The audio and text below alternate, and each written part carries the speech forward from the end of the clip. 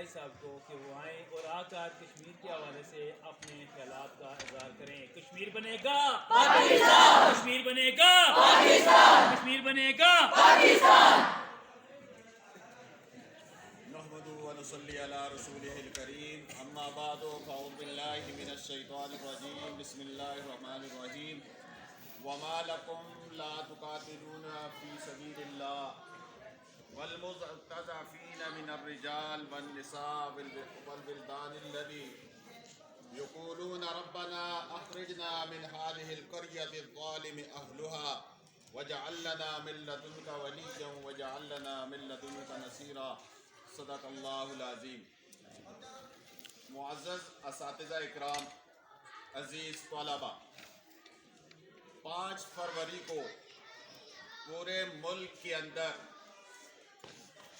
کشمیری عوام کے ساتھ یوم یکجہتی کا اظہار کیا جاتا ہے، اور خصوصاً 5 فروری کی صبح کو مساجد اور مدارس کے اندر کشمیری شہداء کے لیے دعائیں کی جاتی ہیں اور مختلف تقاریب اور ریلیوں کا اہتمام کیا جاتا ہے.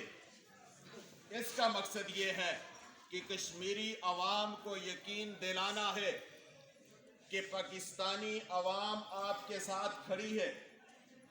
14 اگست 1947 کو قیام پاکستان کے بعد کشمیر کے مقدر کا فیصلہ ہندو مہاراجا سنگھ نے اپنا گھٹیا ضمیر بیچ کر کیا، اور اس نے ہمارے کشمیری بھائیوں کو ایک ناپاک ریاست بھارت کے حوالے کر دیا.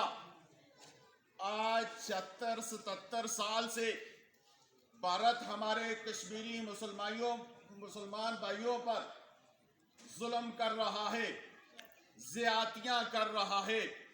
میں ان بھارتیوں کو مخاطب کر کے کہتا ہوں، بھارتیوں، ہندوؤں، شیطانوں، وحشی درندوں، یہ ظلم بند کر دو. اس لیے اب تم نے ظلم کی انتہا کر دی ہے، اور ظلم جب اپنی حد کو عبور کرتا ہے پھر مٹ جاتا ہے. میں انہیں مخاطب کر کے یہ کہتا ہوں، ان ظلموں سے کہو اپنی اوقات میں رہے، ورنہ ہم تمہارا سر کاٹ کر چوکوں میں لٹکا دیں گے. اور بھارتیوں، تمہاری ہاتھوں میں وہ لکیر نہیں ہے. یہ کشمیر ہمارا ہے، تمہارے باپ کی جاگیر نہیں ہے، تمہارے باپ کی جاگیر نہیں ہے.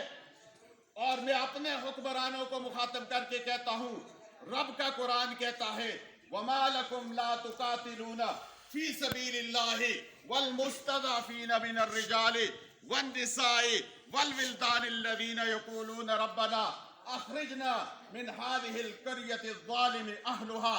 وہ حکمرانوں، تمہیں کیا ہو گیا ہے؟ رب کا قرآن کہتا ہے تم جہاد کیوں نہیں کرتے؟ تم ان بے بس مردوں اور عورتوں کے ساتھ ان کے ساتھ تعاون کیوں نہیں کرتے؟ اور تم نے جہاد کو کیوں چھوڑ دیا ہے؟ تمہاری جرأت کہاں گئی؟ تمہاری بہادری کہاں گئی؟ تمہاری غیرت کہاں گئی؟ کشمیر کے اندر کئی نوجوان روزانہ شہید ہو رہے ہیں، عورتوں کی عزت لوٹی جا رہی ہے.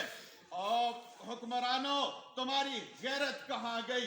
سندھ کی ایک عورت کی پکار پر عرب سے محمد بن قاسم اٹھا تھا، جس نے آ کر راجہ دہر کا کام تمام کیا. طارق بن زیاد نے اندلس کے ساحل پر کشتیاں جلا دی تھی. صلاح الدین ایوبی آیا جس نے عالم یہودیت کو للکارا. سلطان محمود غزنوی آیا، سلطان محمود غزنوی نے آ کر سومنات کو تہس نہس کر دیا. ہم تو ان کے ماننے والے ہیں. ہے حکمرانوں، تم یہاں کیوں پیچھے ہٹ گئے ہو؟ تمہیں تو چاہیے تھا ان بھارتیوں کو منہ توڑ جواب دیا جائے. اور انہیں مخاطب کر کے کہتا ہوں، 1965 کا وقت تمہیں یاد دلاتا ہوں جس میں تم توپیں اور ٹینکیں چھوڑ کر بھاگ گئے تھے.